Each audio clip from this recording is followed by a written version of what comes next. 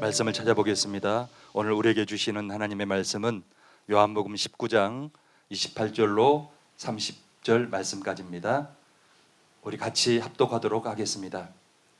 그 후에 예수께서 모든 일이 이미 이루어진 줄 아시고 성경을 응하게 하려 하사 이르시되 내가 목마르다 하시니 거기 신포도주가 가득히 담긴 그릇이 있는지라.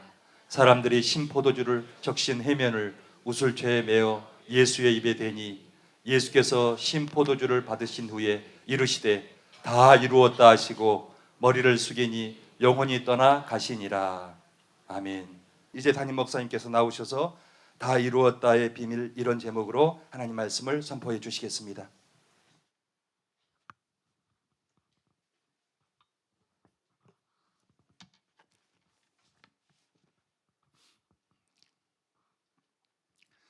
오늘은 요한복음 19장 28절에서 30절에 있는 말씀을 가지고 다 이루었다의 비밀, 이런 제목으로 하나님의 말씀을 전하겠습니다. 마호메트가 몇 살까지 살았는지 아세요? 마호메트가 60세까지 살았어요. 그 다음에 소크라테스는 몇 살까지 살았는지 아세요? 70까지 살았습니다. 석가모니는 80까지 살았어요. 근데 예수님은 33살의 젊은 나이에 돌아가셨어요. 대부분의 사람들이 뭔가를 시작할 나이죠. 이제 시작할 나이고, 인생의 절정기에 아직 도달하지 못한, 인생의 절정기가 남아있는 그런 때에 예수님이 돌아가셨어요. 그런 젊은 나이에 십자가에서 죽으셨습니다. 놀라운 것은 예수님께서 십자가에서 운명하시기 직전에 이렇게 말씀했다는 거예요. 다 이루었다. 그 짧은 인생을 사시고 자연사한 것도 아니고 십자가에 매달려서 사형수로 돌아가셨는데 그분의 입술에서 죽기 전에 다 이루었다, 이런 음성이 나왔어요. 이거는 승리의 외침이죠. 최종 승자만이 할 수 있는 외침입니다. 예를 들어서 옥타비아누스라고 있어요. 로마의 초대 황제입니다. 로마의 초대 황제인데 안토니우스하고 클레오파트라 연합군을 격파를 하고 로마 세계를 통일하고 그 로마의 초대 황제가 됐어요. 그래서 이 사람이 로마의 초대 황제가 됐을 때 다 이루었다 그랬어요. 그건 좀 이해가 되죠? 그죠? 다 이루었다. 그런데 이런 승리자도 아니고 이런 정복자도 아니고 젊은 나이에 누명을 쓰고 십자가에 매달려서 고통당하다가 처참하게 죽어가는 사형수가 다 이루었다 그래서 참 희한한 발언입니다. 그런데 실제로 예수님은 십자가 위에서 다 이루셨어요. 예수님보다 갑절이나 산 마호메트도 소크라테스도 석가모니도 또 정복자들인 가이사나 알렉산더도 이루지 못한 것을 예수님은 죽음으로써 다 이루었습니다. 그러면 십자가에서 어떤 일이 있었을까요? 그냥 눈에 보이는 거 말고 눈에 보이지 않는 영적 세계에서 십자가를 통해서 과연 어떤 일이 있었길래 예수님께서 다 이루었다 그렇게 말씀하셨을까요? 십자가에서 인류 역사상 그 누구도 이루지 못한 가장 위대한 일들이 이루어졌습니다. 가장 위대한 일들. 오늘은 십자가에서 예수님이 이루신 그 위대한 일들에 관해서 하나하나 생각해보고 은혜를 받도록 하겠습니다. 첫째로 따라해 보겠습니다. 십자가에서 예수님은 죄의 대속을 다 이루셨다. 십자가는 처음부터 예수님의 목표였습니다. 어떤 사람도 그런 목표를 갖고 살지는 알 것 같아요. 예수님의 발걸음은 십자가를 향해서 가고 있었어요. 사복음 세 번 예수님이 말씀하신 걸 보면 십자가가 목표예요. 죽는 게 목표예요. 예수님은 태어나실 때부터 죽기 위해서 태어났어요. 아무리 설교 잘해도 소용이 없어요. 아무리 병을 잘 고쳐도 소용이 없어요. 아무리 귀신을 쫓고 기적을 행하고 십자가에 못 박혀 죽지 않으면 예수님 인생은 실패예요. 예수님은 십자가에 달리기 위해서 태어났습니다. 대속제물이 되어서 우리를 살리기 위한 것입니다. 주님은 십자가에서 이 일을 다 이루고 난 다음에 말씀했어요. 다 이루었다. 십자가에 달리기 전까지는 다 이룬 게 아니에요. 십자가에 매달려서 피 흘리기까지는 이룬 것이 아니에요. 김세윤 교수님은 이 선언의 의미를 예수님의 죽음이 대속과 새 언약의 제사이므로 예루살렘 성전 체제의 모든 의미와 기능을 다 성취한 것이다, 그렇게 말했어요. 우리 성도님 앞에서 끄떡끄떡 하니까 다 이해하시는 것 같아, 금방. 근데 학자들 말은 좀 알 것도 같고 모를 것도 같고, 그죠? 예루살렘 성전 체제의 모든 의미와 기능을 다 성취한 것이다. 뭐 알 것 같기도 하고 모를 것 같기도 하고. 후안 카를로스 오르테즈는 좀 더 쉽게 이렇게 말했어요. 예수님이 죽으실 때 다 이루었다고 하신 것은 구약의 모든 약속이 다 이루어졌고, 따라서 이제 더 이상 하나님께 속죄 제사를 드릴 필요가 없어졌음을 의미한다. 좀 의미가 선명하죠? 그렇게 말했습니다. 옳은 말입니다. 이 해석들이 옳다는 것은 예수님이 운명하실 때 일어난 일이 있어요.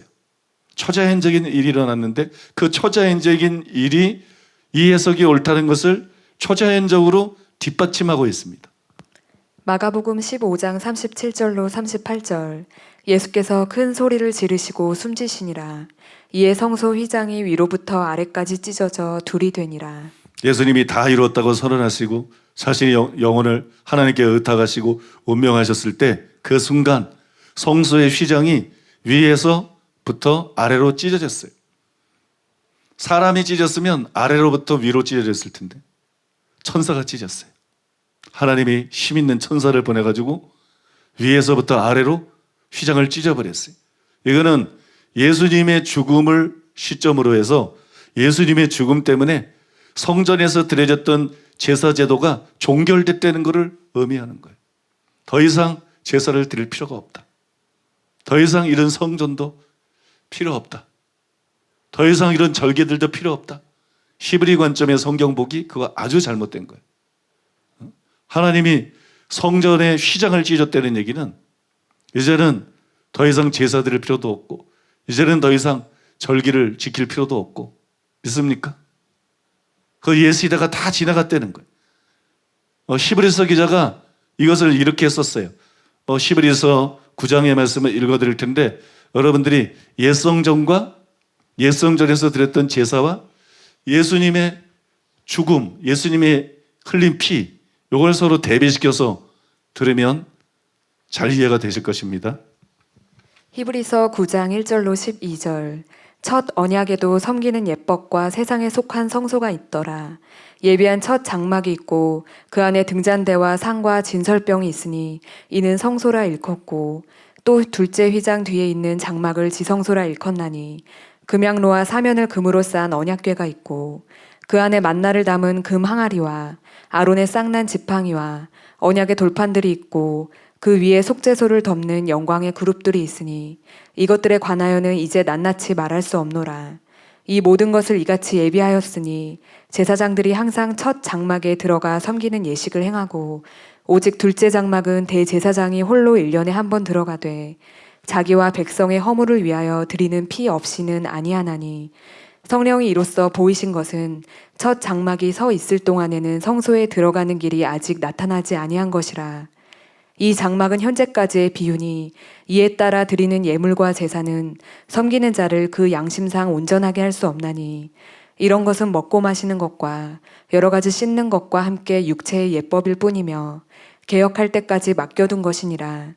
그리스도께서는 장래 좋은 일의 대제사장으로 오사 손으로 짓지 아니한 것, 곧 이 창조에 속하지 아니한 더 크고 온전한 장막으로 말미암아 염소와 송아지의 피로 하지 아니하고 오직 자기의 피로 영원한 속죄를 이루사 단번에 성소에 들어가셨느니라. 구약의 성전, 옛 성소에 대한 얘기들이 쭉 나오죠. 그러고 난 다음에 뭐라고 말씀했어요? 이 장막은 현재까지 비우니 이에 따라 드리는 예물과 제사는 섬기는 그 자를 그 양심상 온전하게 할 수 없나니. 아무리 제사를 드려도 그건 불완전해요. 예표일 뿐이기 때문에. 그죠? 실체가 아니기 때문에. 이런 것은 개혁할 때까지 맡겨둔 것이니라. 그러면서 예수님 피에 대한 얘기가 나와요. 예수님의 십자가 죽음을 통해서 개혁이 일어난 거예요. 개혁이. 유대교의 개혁이 일어난 거예요. 예표를 통해서 하나님을 섬겼었는데 실제가 온 것입니다. 이제는 모든 게 달라진 거예요. 그래서 눈에 보이는 성전도 없어지고 눈에 보이는 그런 제사도 더 이상 드릴 필요가 없고, 그죠? 그런 절기들도 필요가 없고, 이게 전환이 일어난 거예요. 그래서 그 증표로 휘장이 찢어진 것입니다. 이제 더 이상 성전에서 드리던 이런 식의 종교행위, 이런 식의 신앙생활은 더 이상 할 필요가 없다. 그 의미로 성전의 휘장이 찢어진 거예요. 11절에 12절에 보면 예수님은 단번에 자신을 드리셨어요. 구약시대에 얼마나 많은 소와 양과 염소들이 피를 흘리고 죽어갔습니까? 그거 모으면 한강보다 더 피가 흐를 거예요. 근데 예수님은 단 한 번 죽으셨어요.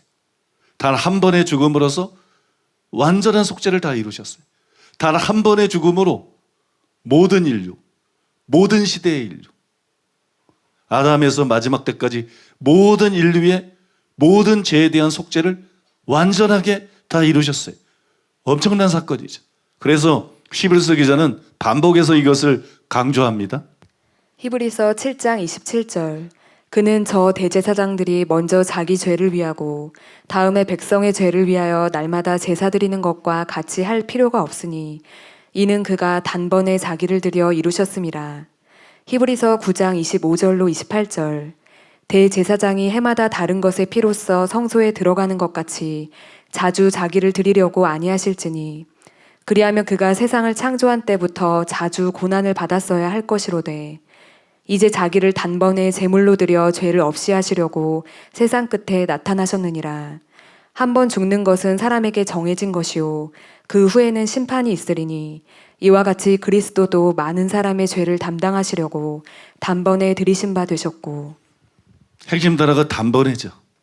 그리스도는 단번에 자기를 들이셨다. 우리가 여기서 왜 예수님이 십자가에서 다 이루었다 그러셨는지 명확하게 알 수가 있어요. 예수님은 구약의 제물들이 예표하고 있는 것의 실상입니다. 소나 양과 염소들은 실상이 아니었어요. 그거는 실체가 아니었어요. 예표였어요.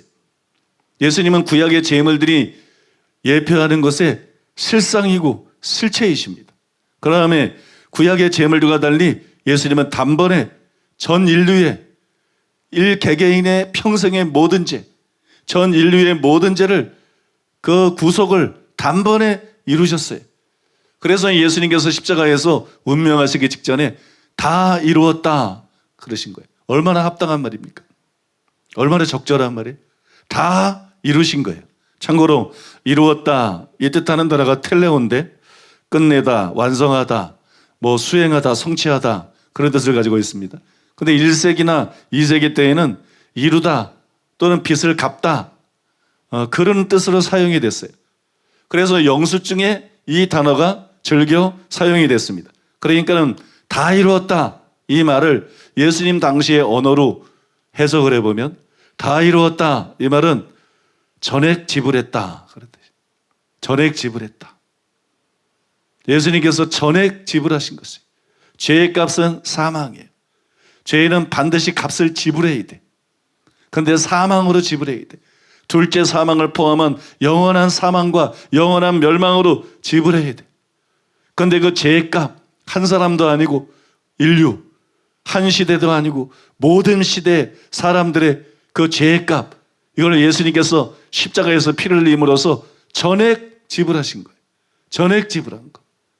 사람들이 회개하다 보면 스스로가 지쳐요. 그죠? 용서해달라 그러다가 지쳐. 나도 이렇게 지겨운데 하나님은 더 지겨우시겠다. 하나님이 지쳤겠다. 그걸 아시고 예수님이 말했어요. 70번에 7번까지라도 용서할지니라. 70번에 7번까지라도 용서할지니라. 진정한 회개가 필요할 뿐이에요. 죄 짓고 자백하고 죄 짓고 자백하고 이건 바른 것이 아니지만 얼마나 많은 죄를 지었든 상관이 없다는 거예요. 얼마나 많은 죄를 지었든 어떤 삶을 살았든 상관이 없다는 거예요. 예수님이 전액 지불하셨기 때문에 사람들의 죄에 대해서 전액 지불하셨기 때문에 진짜 회개하는 자가 문제지 얼마나 죄가 많느냐 이건 주님께 아무 문제가 안 돼요. 믿습니까? 목욕탕에 들어갈 때 얼마나 때가 많느냐 문제가 됩니다. 그죠? 문제가 되죠? 그런데 여러분 예수님 앞에서는 얼마나 죄가 많느냐 전혀 문제가 되지 않습니다. 믿으십니까? 그래서 우리는 예수님의 대속을 신뢰하고 믿어야 됩니다. 예수님이 피를 흘림으로써 우리의 모든 죄를 구속하셨다. 이게 얼마나 큰 은혜인지 몰라요. 얼마나 놀라운 은혜인지 몰라요. 근데 사람들이 이걸 자꾸 잊고 살아요.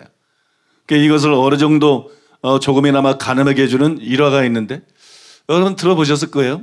하루는 러시아의 황제 니콜라스 1세가 밤늦게 병사복장을 하고 진중을 돌아보았어요. 한 막사에 들어갔는데 젊은 장교가 거기 있었어요. 그 장교는 이 황제가 총애하는 신하의 아들이고 그리고 아끼는 그런 장교였었어요. 그 장교는 군대 재정을 담당하고 있었습니다. 그런데 장교가 밤이 늦어서 그런지 책상에 엎드려서 자고 있었어요. 뭐가 좀 이상합니다. 손에는 권총이 들려져 있어요. 그 다음에 글을 쓰다가 잔 것 같은데 지쳐서 잠이 들어 있어요. 황제가 수상히 여겨가지고 무슨 글인가 읽어봤어요. 그랬더니 내용이 그런 거예요. 이 장교가 도박에 빠졌어요.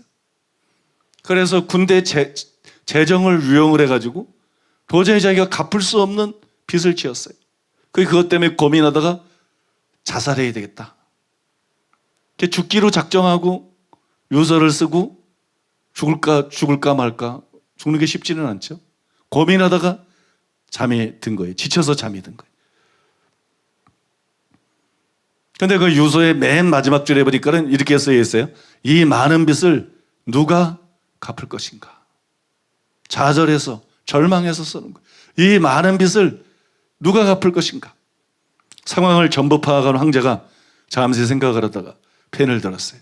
그 다음에 그 밑에다가 큰 글자로 이렇게 적었습니다. 내가 너를 용서한다.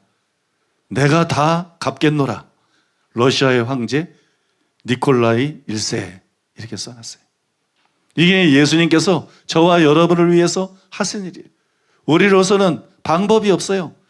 우리로서는 우리의 죄 문제를 해결할 방법이 없어요. 죄값을 갚을 방법이 없어요. 예수님 비유하는 것처럼 1만 달란트 빚과 같기 때문에 도저히 갚을 수가 없어요. 그런데 예수님께서 자신의 죽음으로 자신의 피로 다 갚아주시고 우리를 살려주신 것이. 그러고 난 다음에 예수님께서 황제가 큰 글자로 써놓은 것처럼 큰 소리로 십자가에서 외치신 것이 다 이루었다. 주님은 이걸 우리가 알기를 원하시는 거예요. 죄 많은 전 인류는 공통점이 하나 있죠. 다 죄인이에요. 그 흑인도 있고 황인종도 있고 백인종도 있지만 영적으로는 다 깜둥이야. 영적으로는 다 죄인이에요. 그죠? 다 죄인이에요. 주님은 우리가 이걸 알기를 원하십니다. 우리의 죄가 다 처리됐다는 것을, 우리의 죄가 다 해결됐다는 것을, 절망할 필요가 없다는 것을, 희망을 가져야 된다는 것을, 예수님을 믿기만 하면 된다는 것을, 구원의 길이 있다는 것을 알기를 원하시고, 그래서 여러분 죄 때문에 지옥 가는 것이 아니라 믿고 천국 가기를 원하십니다. 믿습니까? 이제 두 번째로 따라해 보겠습니다. 예수님은 질병의 치유를 다 이루셨다. 다 이루었다. 이 말씀 안에 질병의 치유를 다 이루었다. 이런 의미가 들어있느냐? 뭐 어떻게 보면 들어있다고 할 수도 있고. 그런데 그런 의미가 들어있다는 확실한 증거는 없습니다. 그러나 예수님이 다 이루신 것 안에는 분명히 질병의 치유가 있습니다. 그래서 이것을 포함시켰습니다. 위대한 치유의 종인 캐더린 쿨만은 기적의 시작이라는 설교에서 이렇게 말했습니다. 내가 하나님의 말씀을 연구하고 공부하던 중에 신령한 신유는 구속의 은혜 속에 포함된다는 것을 발견하게 되었습니다. 당신이 육체적 치유와 전인적 치유가 성경에 기록되었다는 것을 실감하지 않고서 열린 마음과 열린 생각을 가지고 하나님의 말씀을 공부할 수는 없을 것입니다. 예수님께서 십자가상에서 운명하실 때 다 이루었다라고 말씀하셨습니다. 그분은 우리의 죄만을 위해서 죽으신 것이 아닙니다. 우리의 전 인격을 위해서 죽으신 것입니다. 우리는 이사야 53장 5절에서 그가 찔림은 우리의 허물을 인함이요 그가 상함은 우리의 죄악을 인함이라. 그가 징계를 받음으로 우리가 평화를 누리고 그가 채찍에 맞음으로 우리가 나음을 입었도다라고 하는 말씀을 읽을 수 있습니다. 우리는 성찬식에서 빵과 포도주를 먹고 마십니다. 모든 사람들이 포도주가 상징하는 것이 예수 그리스도의 흘리신 피라는 것을 알고 있습니다. 첫 유월절에 흠이 없는 어린 양이 죽임을 당했고 그 피가 집 문설주에 뿌려졌습니다. 그 피는 장차 오실 이를 상징하는데 그분은 하나님의 어린 양이십니다. 생명이 피에 있으므로 피가 죄를 속하느니라. 온전한 피, 즉 살아계신 하나님의 아들의 피가 우리의 죄를 위해서 흘려졌습니다. 그러나 첫 유월절에 피 외에 다른 것이 있었습니다. 이스라엘 백성은 어린 양의 신선한 고기를 먹으라는 명령을 받았습니다. 그 고기가 무엇을 상징하는 것인가요? 우리가 성찬식을 할 때 먹는 떡은 무엇을 상징하는 것인가요? 이것은 십자가에서 찢기신 그분의 몸을 의미하는 것입니다. 그가 채찍에 맞음으로 우리가 나음을 입었도다. 당신과 나를 위해서 살아계신 하나님의 아들의 찢긴 몸을 인한 치유가 예비되었습니다. 당신이 성찬식에 참여할 때마다 포도주는 생명을 위한 것, 즉 생명과 영혼을 속하시기 위해서 흘리신 예수 그리스도의 피를 상징하는 것입니다. 빵은 우리의 죄에 대해서 아무것도 할 수 없습니다. 하지만 이것은 우리 육체의 치유를 위한 것입니다. 하나님의 아들 예수 그리스도를 통하여 전 인격적인 치유가 되는 것입니다. 잘 들으셨습니까? 그 캐더린 콜만의 치유와 속죄라는 설교에 보게 되면 지금 읽어드린 것이 더 자세히 설명되어 있어요. 더 자세히 설명되어 있다는 건 더 길다는 겁니다. 방금 읽어드린 것보다 더 긴데 일부 예배 때에는 다 읽어드렸어요. 근데 2부 예배 때는 제가 좀 자연스럽게 설교를 하기 때문에 내용도 좀 익숙해졌고 원고도 더 익숙해졌고 또 젊은 분들도 많고 재미난 얘기도 가끔은 해야 될 것 같고 막 그래서 안 읽겠습니다. 자, 안 읽고 바로 그냥 다음으로 넘어가겠습니다. 예수님은 십자가에 못 박히시기 전에 채찍에 맞았어요. 그죠? 채찍에 맞은 게 먼저죠. 근데 성경에 보면 그 순서가 바뀌어서 나옵니다. 이사야 53장 5절에 보면 그가 찔림은 우리의 허물을 인하며 그의 상함은 우리의 죄악 때문이라. 그가 징계를 받음으로 우리가 평화를 누리고 그가 채찍에 맞음으로 우리가 나음을 받았도다. 채찍에 맞은 게 제일 나중에 나와요. 베드로전서 2장 24절에도 보면 친히 나무에 달려, 십자가에 못 박힌 거죠. 친히 나무에 달려 금으로 우리 죄를 담당하셨으니 이는 우리로 죄에 대하여 죽고 의에 대하여 살게 하려 하심이라. 그가 채찍에 맞음으로 너희는 나음을 얻었나니 이렇게 나옵니다. 저는 여기에 의미가 있다고 생각해요. 특별히 이 중에 이사야 53장 5절은 예수님의 고난과 죽음에 대한 예언이에요. 그죠? 이사야 53장 잘 알죠? 순환장, 고난장이죠.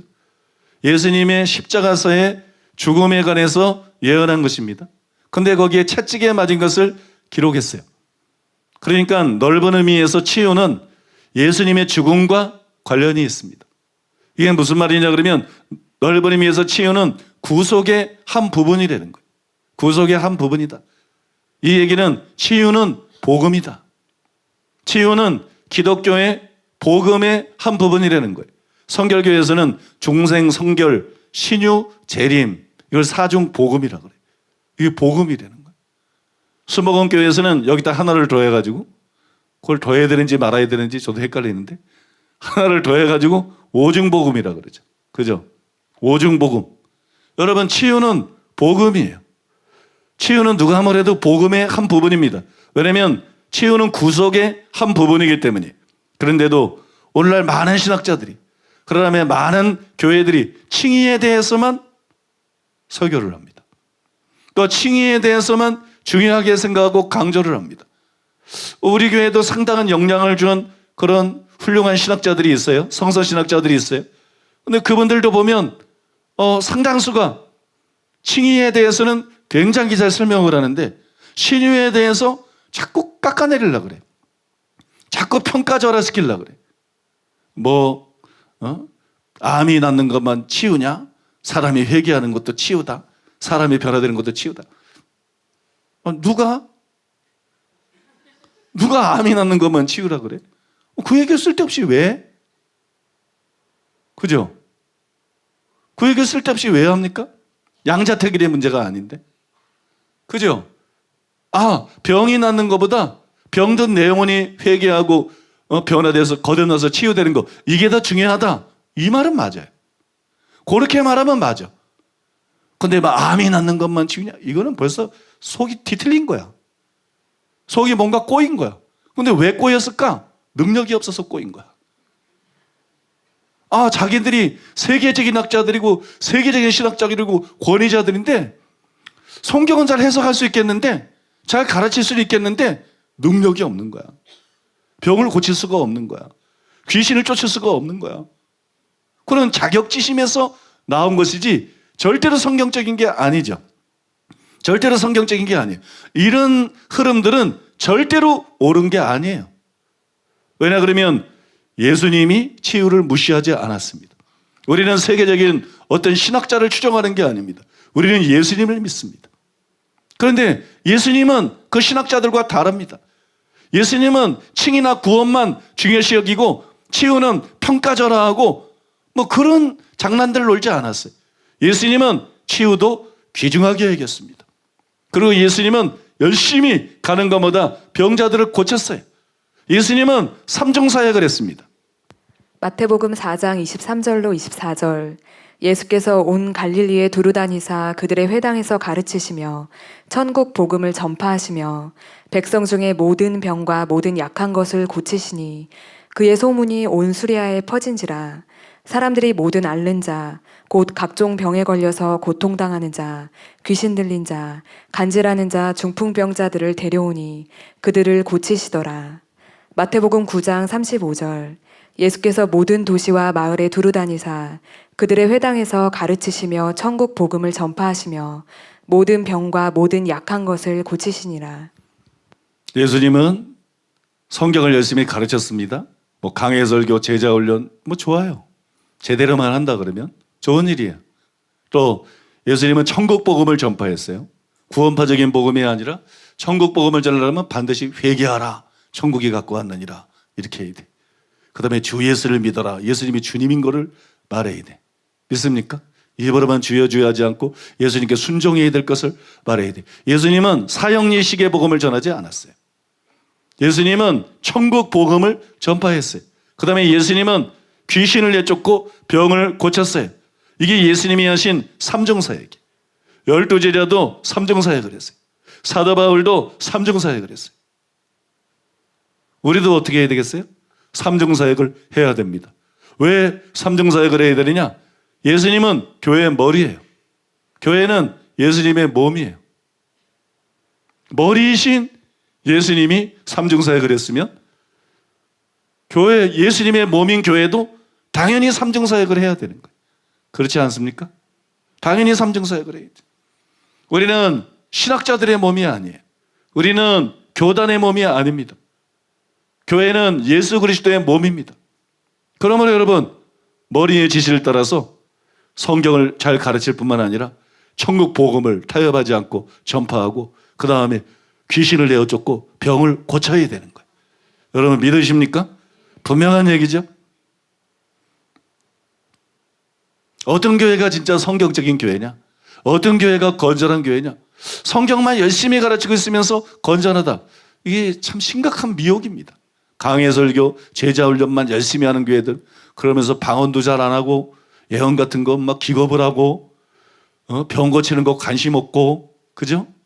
담임 목사님들이 난 방언 못합니다 자랑하고, 이런 교회는 건전한 교회고, 방언 열심히 하고 막 예언도 하고 병도 고치고 귀신도 쫓는 교회는 신비주의적인 교회고, 그러면 예수님은 신비주의적이야. 사도들도 신비주의적이야. 예수님이 신비주의적이면 우리도 신비주의적이 돼야지. 그게 신비주의적인 게 아니고 그게 성경적인 것입니다. 그게 건전한 것입니다. 병만 고치고 있다면 건전한 게 아니에요. 귀신 쫓는 데만 귀신 논하는 사람처럼 한다 그러면 건전한 게 아니에요. 그러나 진리를 분명하게 가르치고 천국 복음을 선포하고 병을 고치고 귀신을 쫓는다면 그것은 건전한 교회입니다. 그것은 성경적인 교회입니다.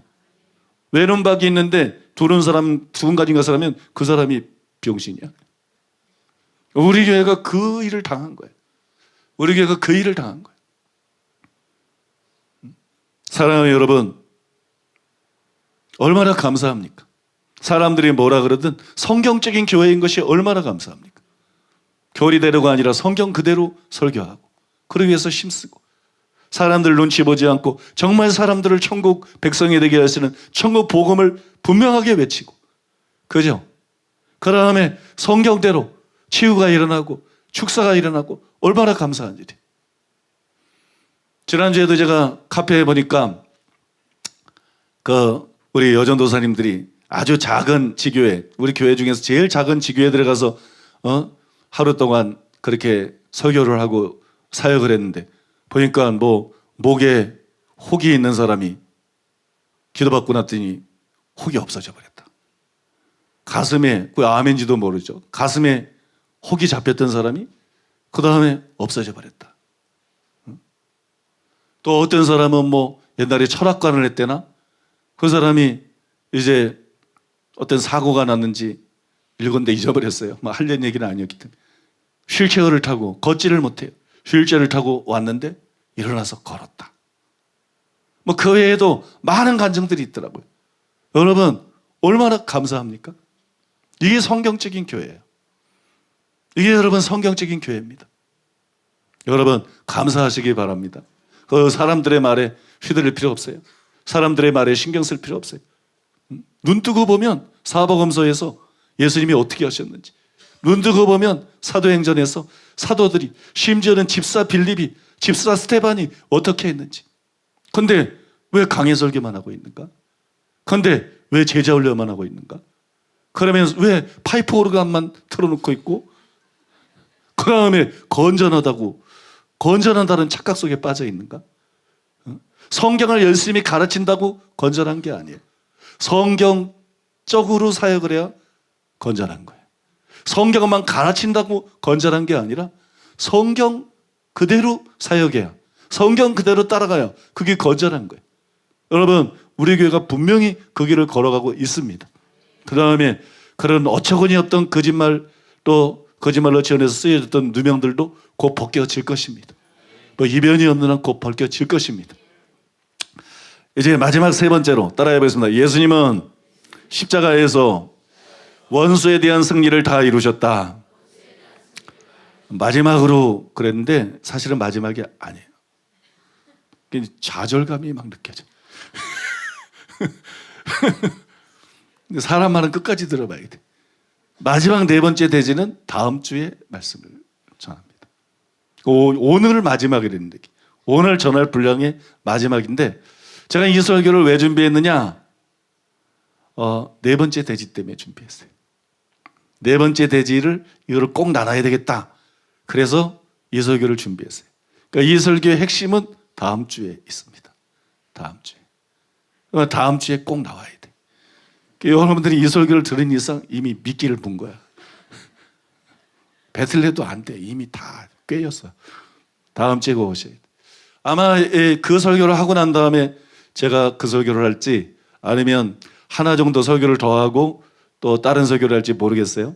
근데 이번 설교도 귀중하지만 진짜 귀중한 설교가 있어요. 지난주 수양관에 했을 때 하나님께서 저에게 부어준 것인데 굉장히 중요한 설교예요. 그거는 약간 좀 시간이 걸릴 거야. 아마 3주나 4주 정도 하게 되지 않을까. 얼핏 생각할 때 몰라요. 해봐야 되는데 그런 생각이 듭니다. 굉장히 중요한 설교예요. 설교의 제목이 뭐냐면 땅에 떨어지는 예언들. 제목부터 확 피부에 와닿지 않아요? 예? 예? 그죠?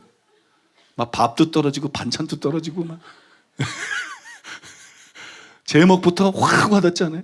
땅에 떨어지는 예언들. 그 부제가 뭐냐 그러면 예언자에게 새로운 이종표. 우리 교회가 울산에 있을 때부터 예언하는 교회였어요. 그 많은 경험들을 또 과정들을 우리가 거쳐왔습니다. 특별히 예언을 하려고 하라. 이 책을 첫 번째 또 썼어요. 예언에 대해서. 두 번째로는 예언을 멸시하지 말라 썼어요. 근데 예언에 대한 게 아직 완결이 안 됐어요. 또 우리 교회도 예언사역에 대해서 바로잡아야 될 것들이 있어요. 근데 이게 이제 예언에 대한 어떤 완결판이 될 것 같아요. 우리 교회 사역도 굉장히 이 설교 하고 난 다음에는 달라질 것 같아요. 사역이 굉장히 달라질 거예요. 또 예언사역자 중에 부담을 느끼는 사람도 많아요. 예언사역자들도 굉장히 자유케 될 것입니다. 그 다음에 예언사역이 교회 안에서 제자리를 찾게 될 거예요. 예언이라는 것은 치유와 더불어서 상술에 이용되기가 제일 쉽습니다. 성령의 여러 가지 은사 중에서 예언과 치유, 이게 상술에 이용되기가 제일 쉬워요. 영성운동의 문제점이 뭐냐? 이 전통적인 교회와 달리 종교적이지 않고 성령의 은사들을 인정한 장점이 있지만 영성운동은 또한 상업화되어 버렸다는 거예요. 그래서 영성운동에서 대부분 그래요. 대부분. 영성운동에서 너무 치유의 은사를 상업적으로 사용을 해요. 그러니까 베니니 한국에 왔을 때 주치한 한국 목사들 중에 썩은 목사들이 있었어요. 좋은 목사님도 있지만 썩은 목사들도 있었어요. 미국에 사는 어떤 사람이 한국에 가족이 암 환자인데 앞자리에 앉아서 설교 듣고 은혜 좀 받게 되니까 2천만 원 달라고 그랬어요. 2천만 원을 요구했어요. 썩은 거예요. 거저 받았으니 거저 주어라. 예수님의 말씀은 없어요. 하나님의 은사 부르시면 후회하심이 없기 때문에 그냥 은사만. 물론 베니는 그런 사람이 아닙니다. 물론 베니는 그런 사람이 아니에요. 그 다음에 성경에서도 그렇고 실제도 그렇고 돈벌이에 제일 많이 이용되는 게 뭐냐? 예언의 은사예요. 그러니까 한국에도 옛날에 기도 많이 하고 그 집사님 권사님들이 예언의 은사가 임하고 그러면 방석 깔고 앉았어요. 저 점집이 방석 깔고 앉는 것처럼 방석 깔고 앉아가지고 손님들 모시게.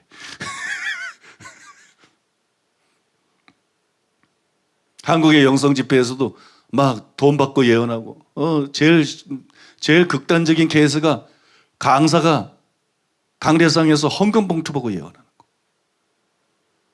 헌금 봉투 보고 예언. 요거 아주 더러운 거예요. 아주 더러운 거예요. 헌금 봉투 보면서 막 예언을 해요. 왜? 이 예언의 핵심은 이거야. 헌금 내라. 헌금 내라. 돈 내라. 이거야. 아주 썩은 거예요. 아주 썩고 편. 뭐라고 자기를 합리화하든지 아주 썩은 거예요. 그러다 보니까는 이 예언의 은사가 제자리를 찾지 못했어요. 예언의 은사의 성경 안에서의 비중과 역할과 다르게 예언이 너무 확대가 돼버렸어요. 예언이 너무 극대화 돼버렸어요. 오늘 맛배기로 조금 얘기합니다. 맛배기로. 구약의 어떤 선지자도 5명씩 10명씩 줄 세워놓고 예언한 적이 없어요. 신약의 어떤 사도도 5명씩 10명씩 줄 세워놓고 예언한 적이 없어요. 엘리야의 갑절의 영감을 받은 엘리사도 수금을 검은 거 타는 자를 불러와서 성령의 감동이 오기 전엔 예언이 불가능했어요. 예레미야 같은 대선지자도 백성들이 물으러 왔을 때 열흘 동안 기도해가지고 응답을 받았어요. 그래서 예언의 말씀을 그들에게 전해주었어요. 근데 영성운동에서는 이게 그냥 사람들 앞에 세워놓고 즉각 예언하는 5명씩 10명씩 즉각 예언하는 이게 일반화되어 있어요. 우린 예언의 은사를 부정하는 종교적인 교회들과 달리 성경 말씀을 따라서 특별히 예언을 하려고 하라. 예언을 멸시하지 말아라. 그죠? 그리고 우리는 예언을 인정했어요. 우리는 병아리들이었어요. 병아리. 막 선지자다, 막 사도다. 근데 우린 병아리. 개척교회 병아리 목사. 성령의 은사가 인정하고 딱 들어왔는데 딴 데서 그렇게 다 하니까 그렇게 해야 되는 건 줄 알았어요. 그래서 우리 교회도 그렇게 따라했어요. 제가 이 설교를 하고 난 다음에 사역의 패턴을 완전히 바꿀 것입니다. 예언을 예언되게 하라. 예언이 성경 안에서 예언이 전부도 아니고 예언이 들어가야 될 자리가 있는 거예요. 예언의 역할이 있는 거예요. 지금은 너무 이 예언의 그 위치를 벗어난 거예요.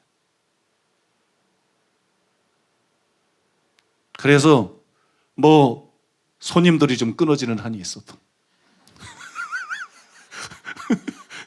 제가 웃기려고 이렇게 표현을 한 거예요. 거의 뭐 예언 받으러 온 사람이 저 교회를 안 찾는 한이 있어도 우리는 성경으로 돌아가야 되겠다. 더 철두철미하게 성경으로 돌아가야 되겠다. 더 철두철미하게 성경적인 교회가 되어야 되겠다. 우리가 초창기 때에는 우리가 리더들이 아니었기 때문에, 우리는 영성운동으로부터 배우는 입장이었기 때문에, 우리는 시작하는 사람들이었기 때문에 그것이 당연히 옳은 줄 알고 받아들였지만, 이제 우리가 많은 경험을 통해서 또 성경을 통해서 분별할 수 있는 수준이 되었기 때문에 이제 비성경적인 것은 다 제거하고 철두철미하게 효과와 상관없이, 사람들이 오든 안 오든 상관없이 우리는 성경 그대로, 예수님이 사역한 대로, 사도들이 사역한 대로, 선지자들이 사역한 대로 그런 사역의 패턴을 교회 안에서 회복시켜야 되게 되는 거예요. 그런 부분에 대해서 아주 상세하게 그간의 많은 경험과 이 성경 지식과, 제가 예언에 대해서 읽은 책만 해도 60권에서 100권은 될 거예요.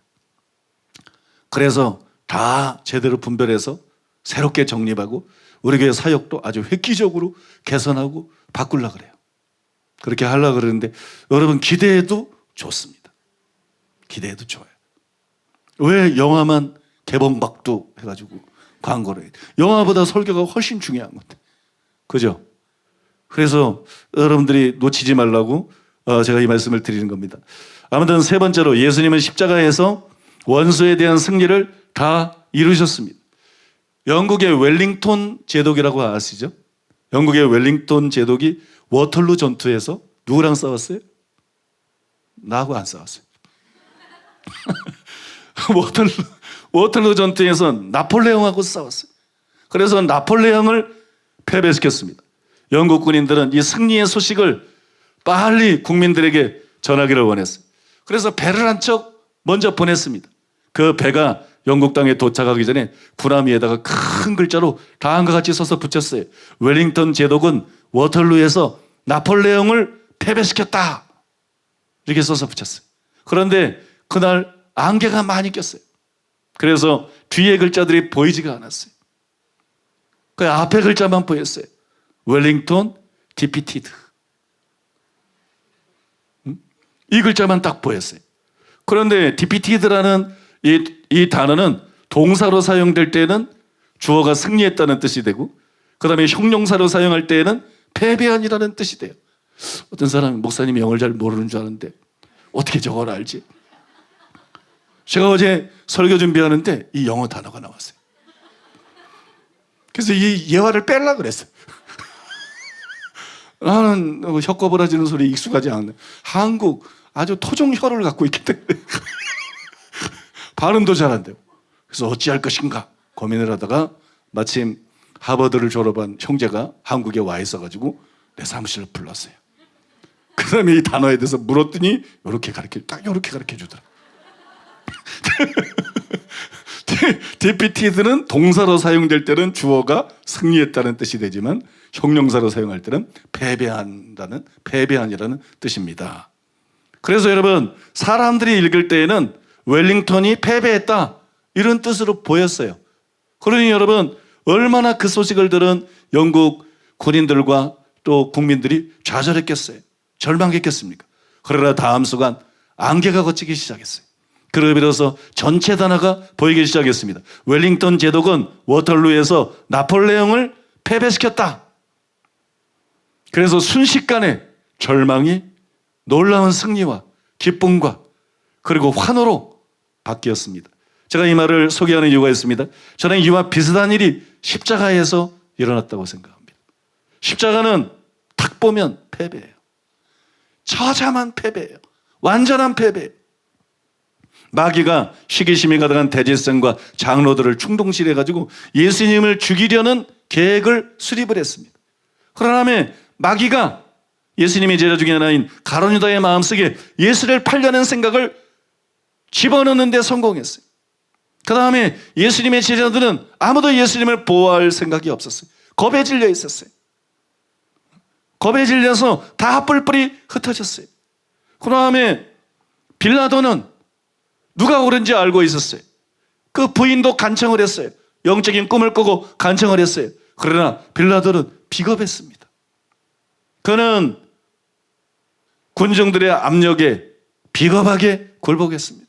그래서 예수님은 죄 없는 분인데 사형 선고를 받고 십자가에 못이 박혔어요. 그리고 십자가에서 피를 흘리고 처참하게 고통을 당하다가 죽었습니다.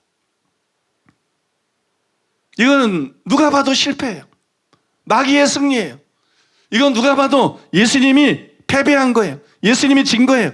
그런데 성경은 놀랍게도 이렇게 이 사건을 기록합니다. 골로새 2장 15절에 보니까 통치자들과 권세들을 무력화하여 드러내어 구경거리로 삼으시고 십자가로 그들을 이기셨느니라. 예수님이 십자가에서 구경거리가 된 것 같은데, 통치자들과 권세들은 마귀와 귀신들을 말하는 건데 그들을 무력하게 만들었다. 그들을 포로로 만들고 그들을 구경거리가 되게 했다. 그 다음에 십자가로 승리하셨다. 십자가에서 패배한 게 아니라 십자가에서 승리하셨다는 거예요. 예수님이 십자가에서 마귀와 귀신에게 패배한 것이 아니라 결정타를 날렸습니다. 그들의 무장을 해제시켰습니다. 그래서 심지어 히브리서 기자는 예수님이 죽음을 통해서 마귀를 멸했다고 말합니다. 죽음을 통해서, 바꿔 말하면 십자가 위에서, 십자가의 자신의 죽음을 통해서 마귀를 멸했다. 그렇게까지 말합니다. 히브리서 2장 14절. 자녀들은 혈과 육에 속하였음에 그도 또한 같은 모양으로 혈과 육을 함께 지니심은 죽음을 통하여 죽음의 세력을 잡은 자 곧 마귀를 멸하시며. 마귀를 멸했다는 것은 마귀를 멸망시켰다는 뜻이 아니에요. 마귀는 지금도 살아있어요. 근데 마귀를 멸했다는 게 뭐냐? 죽음의 세력을 잡은 자. 이건 죽음의 세력을 잡은 자. 이건 세상 임금이에요. 이건 강한 자예요. 이건 사람들을 위해 절대적인 힘으로 군림하던 자예요. 근데 그 세력을 멸해버린 거예요. 그 세력을 없애버린 거예요. 믿습니까? 마귀를 무기력하게 만들어버린 거예요. 그걸 여기서 마귀를 멸했다 이렇게 표현한 것입니다. 양영희 교수님도 이 구절을 주석하면서 예수님의 십자가의 죽으심을 통해 죽음의 권세를 가진 마귀를 결정적으로 멸하셨다 그렇게 썼어요. 여러분 요한계시록 아시죠? 요한계시록 하면 적그리스도를 떠올리는 사람이 있어요. 666을 떠올리는 사람이 있어요. 뭐 잘못된 사람들이에요. 요한계시록에 적그리스도가 나옵니다. 666도 나옵니다. 그러나 요한계시록은 적그리스도가 얼마나 대단한지, 666이 얼마나 위험한 건지 그걸 보여주기 위한 책이 아니에요. 요한계시록은 예수님의 승리를 보여주기 위한 책이에요. 예수님의 최후 승리, 예수님의 그 완전한 승리, 그걸 보여주기 위한 거예요. 어떻게 그런 책입니까? 적그리스도가 출현하고 그렇게 핍박을 하고 많은 사람들이 숨겨당하고, 근데 어떻게 그런 책입니까? 요한계시록이 여러분 자세히 보세요. 마귀가 자기 때가 얼마 남지 않은 줄 알고 분내어서 땅으로 내려갔다. 그러면서 적그리스도를 통한 대환란이 시작되는 거 아니에요? 이게 뭐예요? 적그리스도가 대단한 게 아니에요. 거리 선제가 대단한 게 아니에요. 지금 이미 완전히 궁지에 몰린 거예요. 완전히 궁지에 몰려서 최후의 항전을 하는 거예요. 최후의 발악을 하는 거. 최후의 발악을 하는 것을 그려놓은 게 요한계시록입니다. 믿습니까? 그러니까 요한계시록은 예수 그리스도의 최종적인 승리를 보여주고 있는 책이지, 적그리스도니 666이니 이런 데 너무 지나치게 관심 가지면 안 되는 거예요. 그 승리를 보여주고 있는 책인 줄로 믿습니다. 예수님은 십자가에서 이미 승리했습니다. 예수님의 최후 승리는 결정적입니다. 확정적입니다. 싸워봐야 되는 게 아니에요. 그죠? 이거는 확정적인 것이. 그리고 예수님을 따르는 우리도 승리할 것입니다. 예수님을 따르는 저와 여러분도 승리할 것이에요. 요한계시록 12장 11절. 또 우리 형제들이 어린 양의 피와 자기들이 증언하는 말씀으로써 그를 이겼으니 그들은 죽기까지 자기들의 생명을 아끼지 아니하였도다. 마귀가 예수님을 십자가에 못 박아 죽였지만 이긴 게 아니었죠. 마찬가지로 마귀가 박해자들을 이용해서 우리를 고문하고 우리를 죽일 수도 있어요. 그래도 마귀가 이긴 게 아니에요. 우리가 이긴 거예요. 믿습니까? 마귀는 우리를 죽여도 우리를 이긴 게 아니에요. 우리는 어떻게 우리를 이기겠어? 마귀가 할 수 있는 최대한도의 것은 우리를 죽이는 것인데, 마귀는 우리를 죽여도 우리를 이기는 게 아니에요. 그래서 저와 여러분들이 예수님을 배신하지 않는다면, 계속 믿음으로 살아간다면 승리는 확실한 것입니다. 마귀는 절대로 참된 신자를 이길 수가 없어요.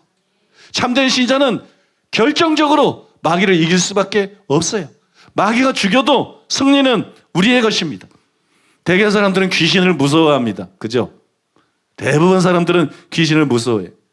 별로 끄떡끄떡 안 하시는데 여러분들은 예수님을 믿는 사람이라서 그래요. 그러니까 불신자들은 귀신 때문에 못 박는 것도 무서워하고 앞날 이사도 못 갔고 별짓 다 해. 무서워가지고. 귀신 달래려고 막 그죠? 굿하고 귀신 달래려고 또 별짓 다 해. 귀신을 무서워합니다. 그러나 믿는 자는 귀신을 두려워할 필요가 없어요.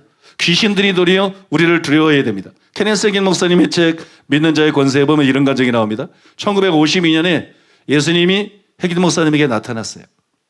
그 다음에 1시간 반 동안 마귀와 귀신과 귀신 들림에 대해서 설명해 주셨습니다. 그런데 그 환상의 끝부분에서 작은 원숭이 같은 귀신이 나타났어요. 한 악한 영이 나타나가지고 예수님과 해긴 목사님 사이에 대해서 알짱거린다 그러지. 자꾸 알짱거리는 거예요. 거기서 알짱거리고 또 뛰어다니면서 연기막이나 어두운 구름 같은 거를 일으켜가지고 예수님을 잘 못 보게 하고 예수님이 하시는 말씀을 잘 못 듣게 하고 그랬어요. 거기서 멈춘 게 아니라 귀신이 날카로운 목소리로 야케티 약, 이게 귀신 박원인가 봐. 응? 야케티 약, 응? 뭐 이런 소리를 질러가면서 위아래로 날뛰기 시작했어요. 그래서 예수님이 지금 중요한 것을 말씀하는데 그런데 알아들을 수가 없는 거예요, 잘. 그런데 더 이상한 거는 예수님이 가만히 있는 거예요. 귀신을 책망할 만도 한데 예수님이 말씀하시는데 감히 귀신 따위가 뭐 이렇게 방해를 하는데 책망하고 꾸짖을 만도 한데 예수님은 아무 제재도 가하지 않고 가만히 있었어요. 해긴 목사님은 예수님의 이런 행동이 도저히 이해가 되지 않았어요. 그래서 참다 못해 해긴 목사님이 큰 소리로 이렇게 명령했습니다. 아마 이 큰 소리 안에는 예수님에 대한 불만이 들어있었던 것 같아요. 큰 소리로 명령했어요. 이 더러운 영아, 내가 예수의 이름으로 내게 명하노니 멈출지어다. 해긴 목사님이 이 말을 하자 그 귀신이 즉각 바닥에 꼬꾸라졌어요. 그리고 먹구름 같은 게 사라져버렸어요. 그 귀신은 마치 매 맞은 강아지를 때려본 적 있어요? 강아지를 때리면 그 힘없는 강아지가 얻어맞고 그 다음에 깨갱거리면서 무서워서 달달달 떱니다. 여러분, 나도 안 때려봤습니다. 근데 매 맞은 강아지처럼 벌벌 떠면서 해긴 목사님은 때려봤는가? 이런 표현을 쓴 거 보니까 매 맞은 강아지처럼 벌벌 떠면서 꼬꾸라져 있었어요. 감히 해긴 목사님을 쳐다보지도 못했어요. 얼마나 무서운지. 해긴 목사님을 쳐다보지도 못했어요. 그리고 다시 해긴 목사님이 입을 닥칠 뿐만 아니라 예수의 이름으로 나가라. 그랬더니 혼비백산해서 도망쳐 버렸어요. 그 후에야 비로소 예수님이 왜 자신이 아무 일도 하지 않았는지 그 이유를 해긴 목사님에게 설명해 주셨습니다. 그 이유는 귀신을 쫓으시는 권세가 교회가 위임되었기 때문입니다. 귀신을 쫓으시는 권세가 교회에 위임이 되었다. 이제 귀신을 쫓는 일은 예수님이 해야 될 일이 아니라 교회가 해야 될 일이에요. 사복음서에 보면 예수님이 가는 데마다 귀신을 내쫓았어요. 그 나중에 십자가를 지셨어요. 그 뒤로 예수님은 한 번도 귀신을 쫓은 적이 없어요.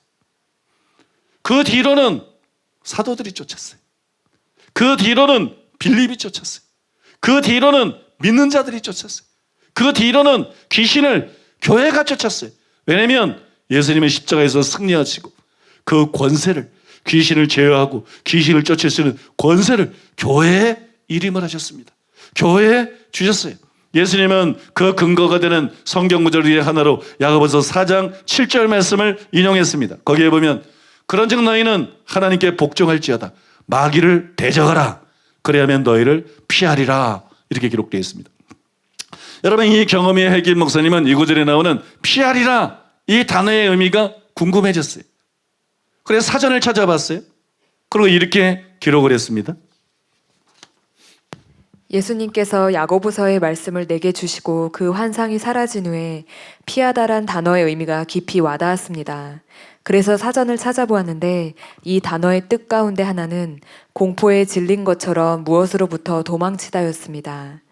그때서야 나는 내가 본 환상 가운데 마귀가 왜 흐느껴 울며 소리 지르기 시작했는지 알게 되었습니다. 마귀는 겁에 질려 있었던 것입니다. 그 후로 나는 다른 귀신들이 내가 그들에게 하나님이 주신 권세를 행사할 때 두려움 가운데 온몸을 벌벌 떠는 것을 보았습니다. 그들은 나를 겁내는 것이 아니라 나를 대표하고 있는 예수님을 겁내는 것이었습니다. 이게 실상입니다. 이걸 아셔야 돼요. 여러분들이 이 설교를 듣기 전에는 귀신 들린 사람 만나서 막 뭐라 그러는 사람 만나면 무섭죠? 그죠? 무섭죠? 저도 이 설교를 준비해서 그런가? 이 설교 준비하기 전인데 며칠 전에 지난주에 꿈을 꿨는데 귀신 들린 사람이 꿈속에 나타났어요. 왜 나한테 막 공격적으로 막 그냥 소리 지르고 다니는 거. 그래서 저기 김옥교 목사님 댁까지 왜 나한테 오지? 나는 말씀 파트인데 저기 김옥교 목사님 댁 가야지 왜 나한테 오는 거야? 상당히 염려스럽더라고. 약간 겁도 나고 약간 겁도 나고 야, 명령하면 이게 도망갈 것인가? 망신당하는 거 아니야? 그래도 어떻게 성도님들이 다 보고 있더라고. 그래가지고 용기를 내가지고 예수님의 이름으로 꾸짖고 책망했어요. 그러니까는 굴복하더라고. 여러분 우리가 실제 그렇잖아요. 그죠? 우리는 귀신 들리는 사람을 대면하는 걸 별로 좋아하지 않아. 또 무서워하기도 하고 또는 염려하기도 해. 그러나 여러분 무서워해야 될 것은 귀신입니다. 무서워해야 될 것은 우리가 아니라 귀신인 거예요. 오늘 이 설교를 듣고 나면 여러분들이 용기가 생길 거예요. 어디 귀신 들린 사람 하나 없나? 뭐 그럴지도 몰라요. 이게 제가 묻는 방법이. 여러분들이 아시는 것처럼 저는 태생적으로 겁이 많아요. 태생적으로 겁이 많아요. 내가 왜 겁이 많을까 생각해 보니까 어렸을 때 집이 가난해서 나는 여러분의 3살 때 일이 기억이 나요? 저는 3살 때 일이 기억이 납니다. 그 3살 때 제가 우리 할아버지 집에 더부살이를 했어요. 집이 가난해가지고 아마 부모님이 목회였던 것 같아요. 그래서 우리 할아버지 집도 굉장히 가난했어요. 지금도 기억이 나요. 그 군용 천막, 국방세 군용 천막 꼭대기 딱, 군용 침대 X자로 딱 대고, 그 다음에 군용 담요, 그거로 날 똘똘똘 말아놨어요. 그래가지고 그 침대 가운데다가 딱 건져놨어. 그 천막 안에는 아무도 없어. 왜냐면 다 이제 장사하러 나갔어요. 그때 무슨 장사를 했냐면 호떡 장사를 했어. 호떡 장사. 그걸 어떻게 기억합니까? 그래. 사람들이 있어요. 난 근데 기억이 나요. 나 천재인가 봐. 호떡 장사를 했어. 그러면 호떡 장사로 나가기 전에 이 애가 돌아다니면 안 되니까 국방색 담요로 이렇게 똘똘똘똘 말아가지고 그 침대에다 딱 놔둬요. 딱 누워가지고 이제 보이는 게 뭐냐면 꼭지점이 딱 보여요. 꼭지점. 꼭지점이. 이 군용점만 꼭지점 있죠. 그것만 보고 이제 하염없이 시간이 흘러가는 거야. 낚시하는 것도 아니고 하염없이. 그러면 이제 뭐 저녁 때나 때가 되면 누가 들어와. 뭐 호떡을 갖다 줘. 또 호떡을 먹고. 그 다음에 제가 기억나는 게 그게 산동네 같은 데였던 것 같아요. 산동네 같은 데. 그래서 이렇게 산동네 같은 데니까 지대가 높은 데가 많아. 그래 고모나 누가 나를 업고 가면, 포대기에다가 업고 가면 무서운 거야. 무서워. 이런 길이 아니고 막 이 절벽처럼 높은 데고 막 그러니까 무서운 거야. 가끔 가다가 또 할아버지나 뭐 이런 사람이 자전거 타고 가다가 날 뒤에다가 딱 어렸을 때 뒤에다가 딱 놔둬. 근데 자전거가 이렇게 딱 해놓으면 비스듬하게 있잖아. 그죠? 자전거가 이렇게 딱 해놓으면 이렇게 세워지면 비스듬하게 있잖아. 좀 그게 다 기억이 나요. 이렇게 비스듬하게 있잖아. 그러면 너무 무서운 거야. 이게 쓰러질까 봐. 할아버지가 나올 때까지 이거 쓰러질까 봐 너무 무서운 거야. 나만 거기 나왔는데 너무 무서워. 거기서 내가 그 높은 데를 무서워하는 게 생긴 것 같아. 나는 청룡열차 타는 여자들 여자로 생각을 안 해. 그거 다 군대 보내야 돼. 다. 공수부대 보내야 돼. 공수부대. 높은 데서 팍 떨어지고 이런 거. 그죠? 롯데 저기도 그런 거. 아무튼 저는 뭐 그것 때문에 그런 건지 원래 그런 거. 또 그것 때문에 꼭 그걸 쓸 수도 있고 아닐 수도 있고. 제가 보니까 우리 어머니가 겁이 많으셨어. 우리 어머니가. 내가 어머니의 아들 아닙니까? 내가 가만히 우리 어머니가 겁이 참 많으셨어. 근데 내가 어머니의 아들로서 태생적으로 겁이 좀 많은 편이에요. 겁이 많으면 비행기 그냥 잘 안 타요. 그래서 나한테 목숨 걸고 타는 것 같아. 그래 그런 면에서 제가 좀 남다답지를 못해요. 그런 면에서 겁이 좀 많기 때문에. 그래서 군 생활이 저한테 힘들었어요. 뭐 힘든 거는 견딜 수 있는데 자꾸 유격 훈련 받으면서 높은 데 올라가라 그러는 거야. 높은 데 올라가라고. 이 군 생활이 저에겐 굉장히 힘들었어요. 근데 제가 군복무 기간 중에 딱 하나 칭찬을 받았어요. 그게 뭐냐 그러면 담력 훈련이었어요. 담력 훈련. 한밤중에 깊은 산에 깜깜한 밤에 깊은 산으로 병사들을 데리고 갑니다. 그 다음에 한 사람씩만 보내요. 서로 안 보일 만큼 거리를 충분히 뛰어가지고 한 사람씩 깊은 산 속으로 계속 이제 지점까지 걸어가게 만들어요. 그러니까 한 번도 안 가본대. 이제 걸어가다 보면 무덤이 나옵니다. 꼭 그 무덤 있는 데를 골라요. 그런 코스로. 뭐 무덤이 나와요. 근데 깊은 산 속에 깜깜한데 무덤이 나오는데 무덤이 파헤쳐져 있어요. 무덤이 파헤쳐져 있고 그 다음에 거기 관짝이 열려 있어요. 그 다음에 그 정육점에 키는 불을 켜놓은 시뻘 그것이 정육점에 피는 거. 그 다음에 거기에 이제 별게 다 나와. 뭐 이제 구미호도 나오고 뭐 드라큘라도 나오고 분장을 해가지고 병사들이 분장을 해가지고 귀신 분장을 해가지고 이렇게 생각지 않은데 갑자기 훅 튀어나오는 거야. 막 뭘 던지기도 하고 막 훅 튀어나오고 개성을 지르고. 그냥 혼자씩 산속을 가다가 막 분위기도 묘하지. 굉장히 남자들이지만 무서워합니다. 그래서 제가 이제 내 순서가 됐어. 그냥 나는 걸어가는데 웃긴 거야. 왜냐면 진짜 귀신이 나타나도 안 무서울 텐데 요거 다 가짜 귀신들이다. 요거 분장한 것들. 그리고 귀신이 있는 게 아니라 거기 사람이 있는 거야. 여기저기. 산속에 깜깜한데 분장한 사람. 거기 무서워할 이유가 없잖아요. 네? 놀리시는 생각하니까 무서워할 이유가 없잖아요. 가는데 뭐가 막 휙 날라오는데 뭐 가만히 구경해서 그래 저놈 봐라 그래 누가 저놈 저거는 전혀 안 놀랜다. 그러더니 뭐가 하나가 툭 튀어나와 귀신 복장을 하는 게. 그래도 내가 안 놀래니까 걔가 당황을 해. 여기 이렇게 탁 나오면 다 놀랬는데 당황을 해. 그래 이제 안 되겠으니까 저를 놀래게 하려고 얼굴을 갖다 싹 뒤밀더라고 내 앞에. 그래 난 가만히 구경하고 있어 지금. 놀래는 게 아니라 가만히 쳐다보고 별일이네 그러고 그냥 태연하게 가니까 뒤에서 이제 귀신 분장한 사람들이 모여가지고 내 욕을 하는 거야. 저런 새끼는 치험받다. 전 지도가 안 납니다. 와, 전 저 담력이 보통이 아니다. 그게 내가 군대에서 받은 유일한 칭찬이었어. 군 생활을 하면서 받은 유일한 칭찬이었어. 제가 겁이 많은 사람인데 왜 이렇게 담력이 있을 수 있느냐? 예수님이 십자가로 승리하셨기 때문에. 예수님이 십자가로 승리하셨기 때문에. 예수님이 이러면은 권세가 있기 때문에. 그래서 귀신을 무서워할 필요가 없다는 걸 알기 때문이죠. 귀신을 무서워할 필요가 없다. 더 이상 귀신들을 두려워할 필요도 없고 귀신들에게 당하고 살 필요도 없는 것입니다. 믿습니까? 앞에서 소개한 간증에서 케네스긴 목사님에게 예수님이 이렇게 말했습니다. 아들아, 성경에는 내가 아직 모르는 것이 많이 있다. 신약 성경에는 교회가 하나님 아버지나 나에게 마귀를 대적하여 무엇인가 해달라고 구하는 말이 한 번도 언급된 적이 없다. 사실 그런 기도는 시간 낭비일 뿐이다. 하나님에게 귀신 쫓아달라고 그런 적이 없다. 예수님에게 서신서들을 말하는 거예요. 복음서 말고, 그죠? 서신서들.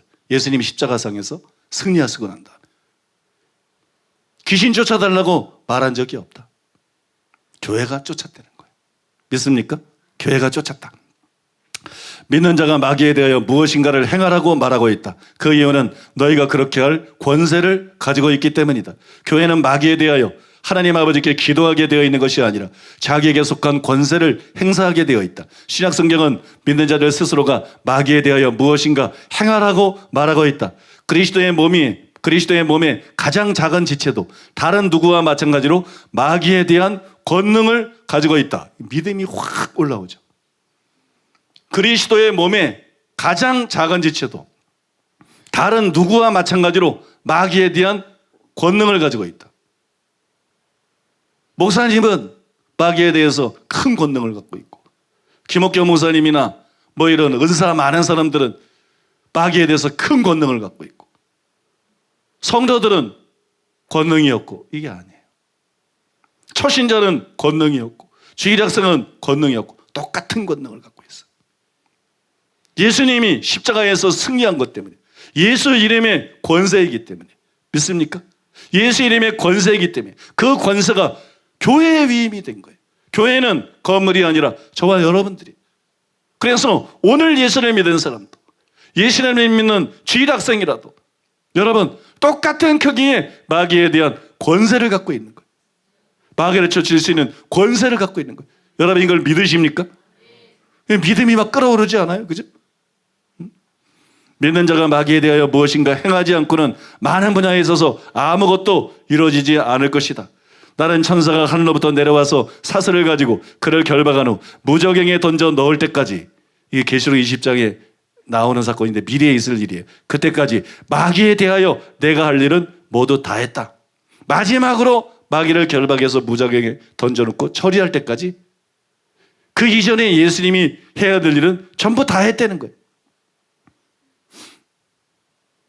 이 사실을 증명하는데 4개의 성경 구절을 내게 주겠다. 무엇보다도 먼저 내가 죽음에서 살아났을 때 하늘과 땅의 모든 권세를 내게 주셨으니, 마태복음 28장 18절이죠. 여기서 권세는 능력을 의미하기도 한다. 그러나 나는 즉시 땅 위에서의 나의 권세를 교회에 위임하였단다. 하늘과 땅의 모든 권세를 내게 주셨으니, 그러므로 내가 가서가 아니고 그러므로 너희는 가서. 우리 보고 가라 그러는데 하늘과 땅의 모든 권세를 예수님에게 주신 걸 왜 얘기해요? 그것이 우리에게 위임이 됐기 때문에. 믿습니까? 위임이 됐기 때문에. 예수님의 권세가 복음성처럼 예수님의 권세가 나의 권세가 되었기 때문에. 예수님 권세가 나의 권세가 되었습니다. 한번 따라해 보시기 바랍니다.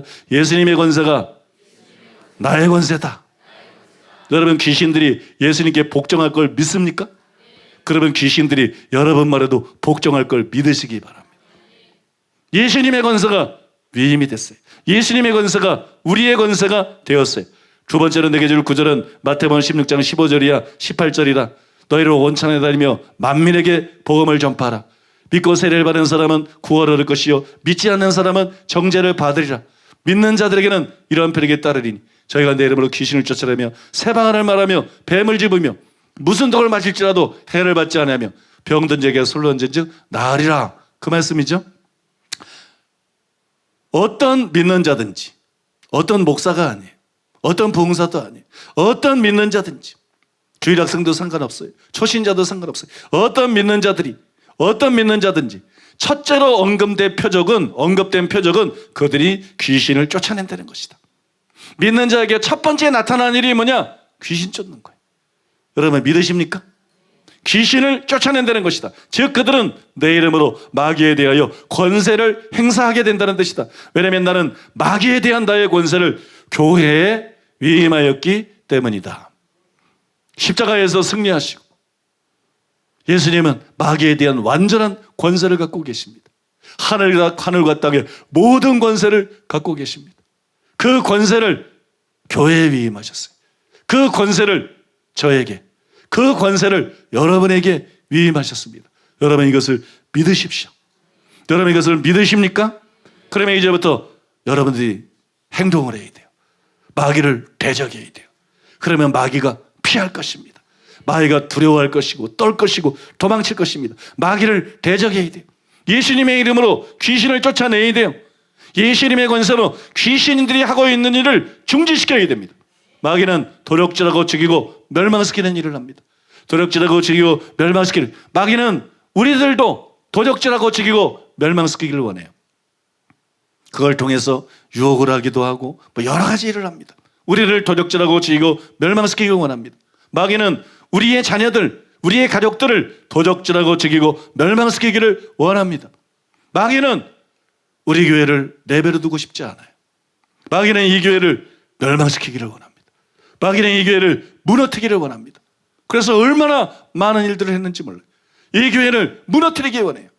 마귀는 이 나라를 내버려 두고 싶어 하지 않습니다. 여러분, 전 세계를 다녀보세요. 제가 많은 나라를 다녀보지 않았지만 얼마나 여러분 우상으로 뒤덮여 있는지 모릅니다. 그래도 우리나라만한 나라가 잘 없습니다. 잘 없는 게 아니라 없어요. 우리나라만큼 교회가 있고, 우리나라만큼 믿는 자가 있고, 우리나라의 한국교회도 반드시 이대로는 안 되고 개혁이 돼야 되지만, 그건 사실이지만 저 유럽을 보세요. 또 미국을 보세요. 어떻게 거의 기독교 국가라고 할 수 있는 유럽과 기독교 국가라고 할 수 있는 미국이 동성애를 조장하는데 앞장서고 있는가? 또 동성애를 허용하라고 한국에 압력을 넣고 우간다에 압력을 넣고 우간다 대통령이 말하는 대로니까 원조를 중단하겠다. 완전히 마귀 짓 아닙니까?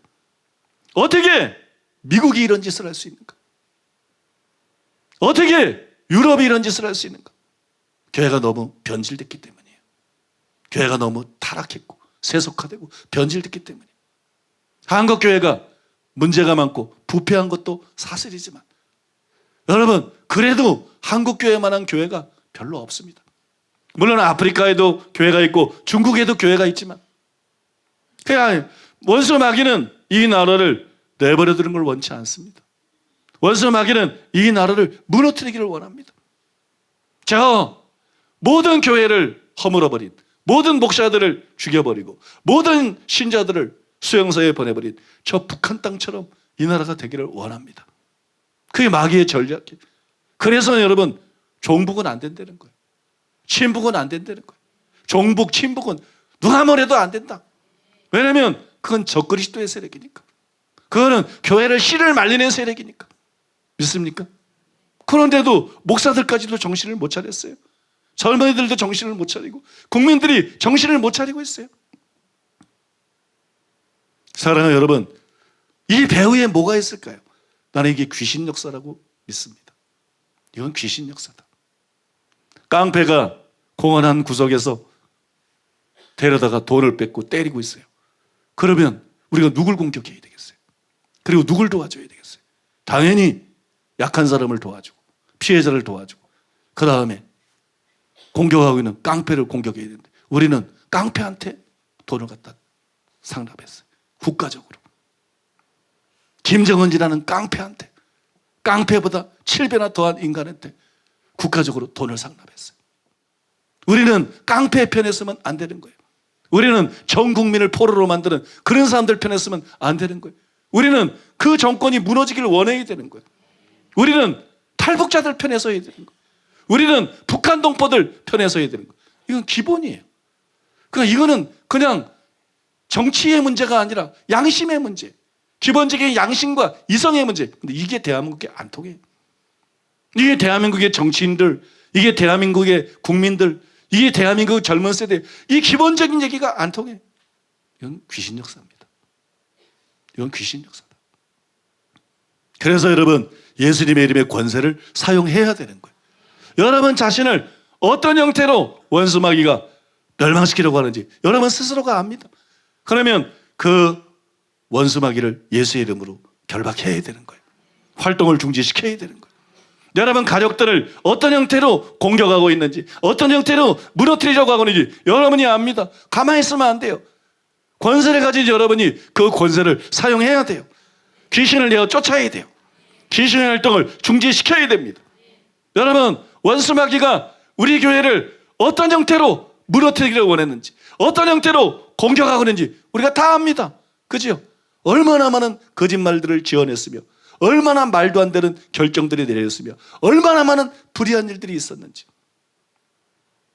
또 좋은 목사님들까지도 얼마나 그 선한 사마리아인의 비유에 나오는 제사장이나 레위인처럼 자기의 안위를 위해서 비겁하게 참견하지 않고 돌아갔는지.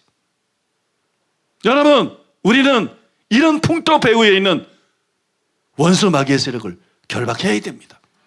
이런 풍토 배후에는 원수 마귀의 세력을, 사람을 미워하지 말고 사람을 공격하지 말고 그 악한 영들을 내어 쫓아야 돼요. 그 악한 영들을 예수님의 권세로 결박해야 됩니다. 여러분, 이 나라에 대해서도 마찬가지예요. 자꾸 퀴어 축제도 있었지만 자꾸 동성애를 수용하려고 하는 뉴스들도, KBS도, 뉴스들도 자꾸 그걸 미화시켜서 보도하려고 하는, 그 노골적인 동성애 영화가 아니라도 무슨 오락 프로그램에서도 드라마에서도 자꾸 여자와 여자를 연결시키려고 하는, 은연중에 남자와 남자를 장난하는 것 같으면서 은연중에 암시를 집어넣는, 이거 다 그 배후에는 귀신의 역사가 있는 거예요. 여러분, 우리는 예수님의 이름으로 묶어버려야 됩니다. 예수님의 이름의 권세를 사용해야 됩니다. 여러분의 운명, 여러분의 가족들의 운명, 교회의 운명, 이 나라의 운명은 여러분들이 그 권세를 사용하느냐 않느냐에 달려있는 거예요. 그 권세를 사용해야 됩니다. 오늘 여러분들이 이 설교를 듣고 다 아는 내용이에요. 근데 왜 이 내용을 설교하느냐? 저는 지식을 주기 원하는 게 아니라 믿음을 주기를 원하는 거예요. 그 다음에 여러분들이 그리스도의 군사로 일어나게 되기를 원하는 거예요. 그 다음에 여러분들이 영적 전쟁에 참여하기를 원하는 거예요. 여러분에게 주어져 있는 예수님의 권세를 사용해서 귀신을 내어 쫓아버리십시오. 개인에게서, 가족에게서, 교회를 공격하는, 또 여러분 이 민족에게서 쫓아버리십시오. 그들의 활동을 중지시키십시오. 여러분, 할 수 있습니다. 하나님께서 여러분들에게 그런 권세를 주셨습니다. 이 시간에 우리가 그 권세를 사용하면서 기도하겠습니다. 자신에 대해서, 자신을 넘어뜨리기 위해서 공격하는 원수 마귀의 세력, 또 가족들을 넘어뜨리고 멸망시키기 위해서 공격하는 원수 마귀의 세력, 다 알죠? 그 다음에 교회를 무너뜨리기 위해서 역사하는 원수 마귀의 세력, 이 나라를, 한국 교회와 이 나라를 무너뜨리기 위해서 자꾸 국민들을 미워가고 젊은 세대를 미워가고 언론들을 왜곡시키고 미워가고 있는 원수 마귀의 세력, 이 시간에 예수님의 이름으로 묶어버리십시다. 이 시간에 예수님의 이름으로 내쫓아버리십시다. 그런 권세가 있기 때문에 이 시간에 우리가 뜨겁게 기도하겠는데, 일부 예배 때도 막 기도하니까 성도님들이 이제 말씀을 듣고 믿음이 생기니까 기도하는 게 재밌는 거야. 그러니까 막 큰 소리로 열심히 기도하시더라고. 기도할 게 얼마나 많아. 자기에 대해서도, 그죠? 묶어버려야 될 게 많잖아요. 가족들에 대해서도 많잖아요. 그러니까 막 열심히 기도하는데 얘만큼 기도하다가 끊어버리더라고. 성령의 흐름을 타야 돼. 찬양도 마찬가지고 기도도 마찬가지고 모든 게 성령의 흐름을 타야 돼. 설교도. 성령이 역사할 때는 시간을 잊어버려야 돼. 믿습니까? 꼭 5분 기도해야 되고 꼭 7분 기도 이런 거 아닙니다. 성령이 역사하고 성도들이 뜨겁게 기도할 때는 그때는 그냥 기도하시도록 시간을 쫙 줘야 돼. 10분도 주고 막 그래도 막 와글와글와글 기도하면 15분도 주고, 여러분들이 기도하는 거에 따라서 충분히 기도하시도록 시간을 드릴 테니까 이제부터 우리가 딱 준비하고 여기 땅에서 기도하기 시작합니다. 오늘 들은 말씀 기억하면서 주님이 우리에게 주신, 위임해 주신 그 권세를 사용해서 귀신을 꾸짖고 귀신을 내어쫓고 귀신의 활동들을 중지시키고 결박하는 기도를 하겠습니다. 다 같이 기도하겠습니다. 하나님 아버지, 감사합니다. 우리에게 오늘 또 귀한 생명의 말씀을 주시니 감사합니다. 오늘 말씀을 통해 우리 예수님은 짧은 생애를 사셨지만 우리 아버지의 뜻에 온전히 순종하심으로 아버지의 선한 뜻을 다 이루시는 승리의 삶을 사셨습니다. 주님 간구합니다. 우리도 부족하지만 그분의 삶을 본받기를 원합니다.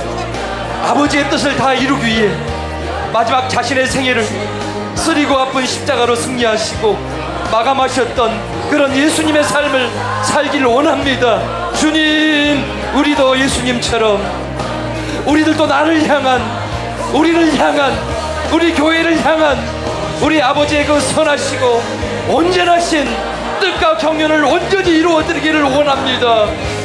주님, 그런 선한 삶을 살기를 원합니다. 우리가 이 시간 우리를 구원하기 위해 자신의 생명을 내려놓으셨던 주님의 그 마음을 더 알기를 원합니다. 그래서 주님처럼 우리 자신을 기꺼이 내려놓는 저희들이 되기를 원합니다. 주님, 은혜를 베풀어 주시옵소서.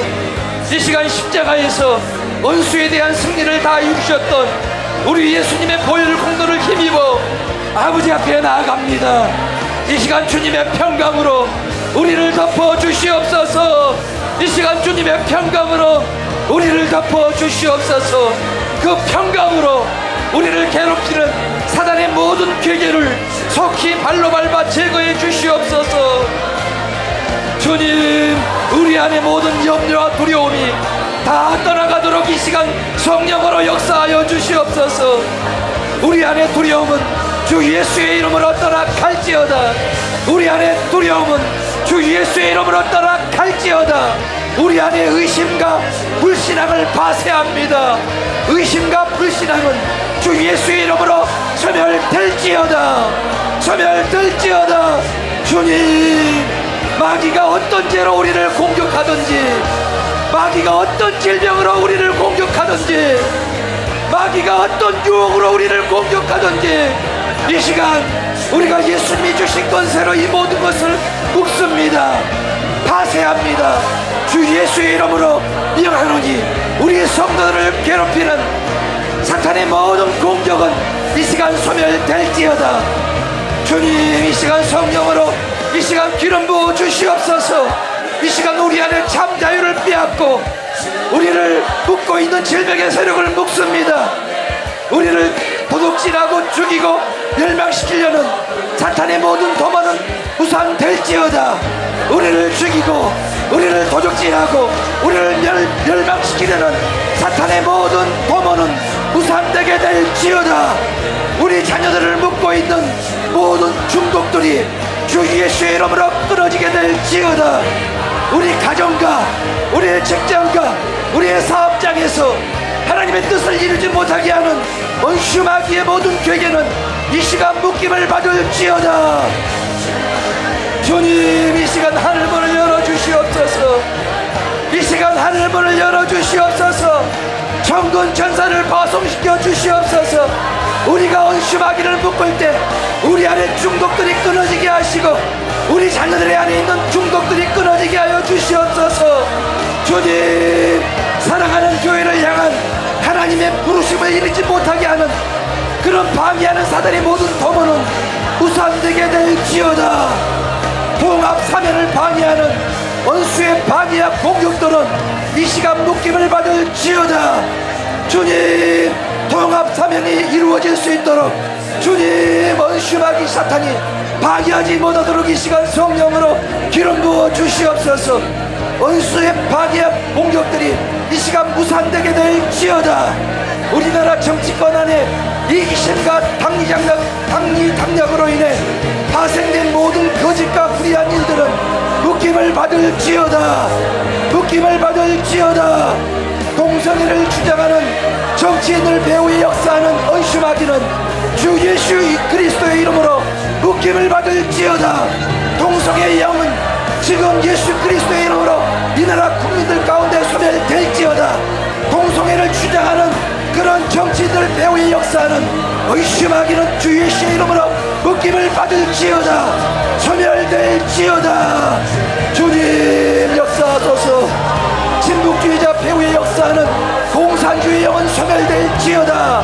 진북주의자 배후에 역사하는 공산주의 영 주 예수의 이름으로 묶임을 받을지어다. 한국교회 안에 정교의 영은 주 예수의 이름으로 묶임을 받을지어다.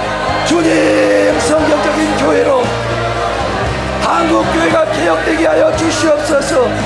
주님, 한국교회가 진리의 말씀을 가르치고 전국 복음을 전파하며 모든 병과 모든 약한 것을 고칠 수 있는 그런 은혜의 교회들이 될 수 있도록 주님 역사하여 주시옵소서. 한국교회 안에 있는 종교형을 꾸짖습니다. 한국교회 안에 목회자들 배후에 역사하는 종교형은 주 예수의 이름으로 묶임을 받을지어다. 주님, 한국교회 안에 있는 모든 종교다운주의는 주 예수의 이름으로 묶임을 받을지어다. 주님 역사하여 주시옵소서. 주님 한국교회가 변질된 것은 주님 한국교회가 변질되었기 때문에 이 나라가 타락한 것을 주님 압니다. 이 나라가 잘못되어 가고 있는 것이 다 강단에서 잘못된 복음 진리가 선포되고 있고 한국교회가 변질되고 타락했기 때문에 이 나라가 미혹을 받고 이 나라가 귀신이 역사하는 나라가 되어가고 있습니다. 주님, 이 나라의 모든 죄악들을 이 시간 우리가 회개합니다. 이 나라의 모든 우상 숭배를 이 시간 우리가 회개합니다. 주님, 우리 가운데 성령으로 역사하여 주소서. 주님, 마귀의 전력을 무산시켜 주시옵소서. 이 나라를 저 북한 땅같이 되기를 바라는 원수 마귀의 도모는 주 예수 그리스도의 이름으로 무산되게 될지어다. 오 주님, 우리 성도들의 기도를 들으시고 이 시간 담대하게 그리스도의 권능으로 예수님의 권세로 우리가 기도하고 선포할 때 주님, 하늘로부터 주님, 사단이 번개처럼 떨어지는 것을 우리가 보게 하여 주시옵소서. 우리 가정 가운데 사단이 번개처럼 떨어지는 것을 주님 보게 하여 주시옵소서. 우리 자녀들을 묶고 있는 모든 악한 영들이 주님 주 예수의 이름으로 결박당하고 끊어지는 것을 우리가 보게 하여 주시옵소서. 주님, 귀신을 쫓을 권세가 교회에 이임되었음을 우리가 주님 믿고 감사를 드립니다. 주님, 우리에게 주신 이 권세를 가지고 우리가 기도하게 하시고 우리가 선포하게 하시고 우리에게 이임된 이 권세를 가지고 나라를 위해서 기도하며 교회를 위해서 기도하며 가정과 영혼들을 위해서 자녀들을 위해서 기도할 수 있는 저희들이 다 되게 하여 주시옵소서. 오 주님, 주님, 우리 안에 두려움이 떠나가게 하시고 우리 안에 의심과 불신앙이 떠나가게 하시고 주님, 우리 안에 마귀의 유혹들이 끊어지게 하여 주시옵소서. 주님, 질병으로 공격하는 그 마귀의 권세가 세력을 잃게 하여 주시옵소서. 주님, 우리 안에 제약들이 끊어지게 하여 주시옵소서. 이 시간 우리가 예수님이 주신 권세로 이 모든 죄악들을 묶고 유혹들을 묶습니다. 질병들을 묶습니다. 파쇄합니다. 파쇄합니다. 예수님의 이름으로 우리 성도들을 향한 사단의 공격들이 모두 소멸되고 무산되게 될지어다. 주님, 기도의 영을 부어주시옵소서. 강력한 믿음을 부어주시옵소서. 이 시간 말씀을 통해서 우리 안에 믿음이 생겨나고 우리 안에 믿음이 증가되게 하심을 감사드립니다. 이 믿음을 가지고 주님이가 기도합니다. 주님이가 이 시간 기도하고 선포합니다. 이 시간 하늘문을 여시고 주님 역사하소서. 주님 역사하소서. 성령으로 기름 부어 주시옵소서. 오 주님, 오 주님, 원수에 대한 승리를 다 이루셨던 우리 예수님의 보혈 공로를 힘입어 이 시간 아버지 앞에 나아갑니다. 이 시간 주님의 평강으로 우리를 덮어 주시옵소서. 그 평강으로 우리를 괴롭히는 사단의 모든 괴계를 속히 발로 밟아 제거해 주시옵소서. 오 승리를 주시는 주님을 찬양합니다. 오 주님, 이 시간 성령으로 진리로 우리가 믿음으로 그것들을 선포할 때 주님, 이 시간 모든 것이 파쇄되고 모든 것이 악한 것들이 소멸되는 역사가 일어나게 하여 주시옵소서. 주님, 기름 부어 주시옵소서.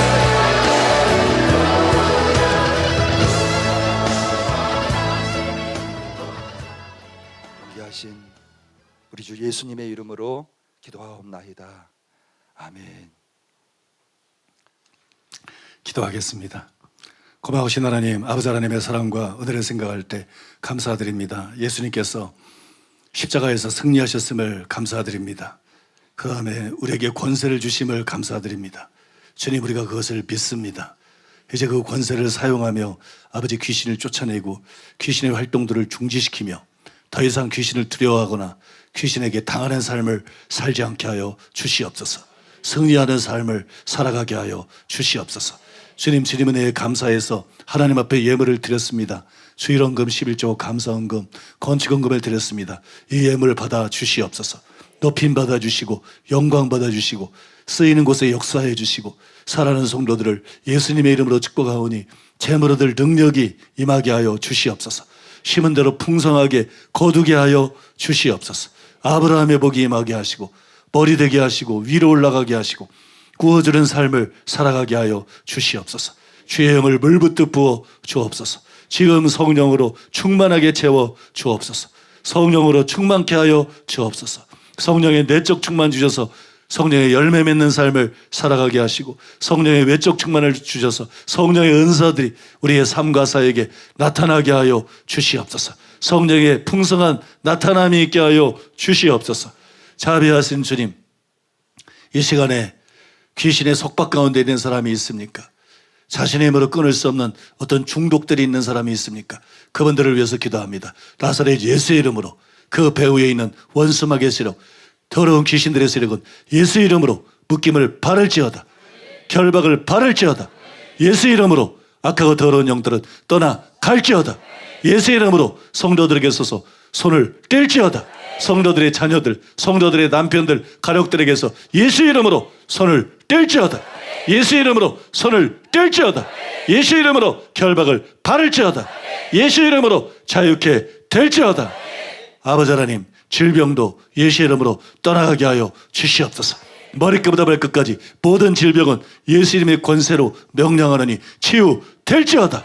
치유될지어다. 모든 고통은 예수 이름으로 사라질지어다. 모든 비정상은 예수 이름으로 정상이 될지어다. 정상이 될지어다. 몸속에는 모든 암은 예수 이름으로 사라질지어다. 예수 이름으로 없어질지어다. 예수님의 이름으로 눈은 치유될지어다. 기도 치유될지어다. 이와 잇몸도 예수님의 권세로 명령하느니 치유될지어다. 예수님의 이름으로 목도 치유될지어다. 예수님의 이름으로 관절들도 치유될지어다. 피부도 치유될지어다. 머리끝부터 발끝까지 치유될지어다. 머리끝부터 발끝까지 자유케 될지어다. 주여 믿습니다. 주님이 우리에게 권세를 주셨습니다. 믿으면 그대로 역사가 일어납니다. 지금 즉시 성도들이 자유케 되게 하여 주시옵소서. 강건케 되게 하여 주시옵소서. 모든 귀신의 속박은 예수 이름으로 지금 깨어질지어다. 모든 귀신들은 예수 이름으로 지금 손을 뗄지어다. 지금 결박을 받고 지금 떠나갈지어다. 성도들에게서, 가족들에게서, 가정에게서, 사업에게서, 교회에서, 이 나라에서 예수 이름으로 떠나갈지어다. 예수 이름으로 떠나갈지어다. 주여, 모든 사람에게 치유가 임하게 하여 주시옵소서. 모든 사람들이 건강을 회복하게 하여 주시옵소서. 예수의 이름으로 강건하게 될지어다. 건강하게 될지어다. 믿사오며 예수님의 이름으로 기도하옵나이다. 아멘. 지금은 우리 주 예수 그리스도의 은혜와 아버지 하나님의 사랑과 성령님의 교통하심이 거룩한 주를 맞이해서 주님을 예배하고 돌아가는 사랑하는 성도들의 심령 위에, 가족과 자녀와 사업 위에, 모험된 교회와 서울 시민과 북녘 땅에 굶주린 동포들 위에, 이스라엘과 열방들 위에 이제로부터 영원토록 함께 있을지어다. 아멘.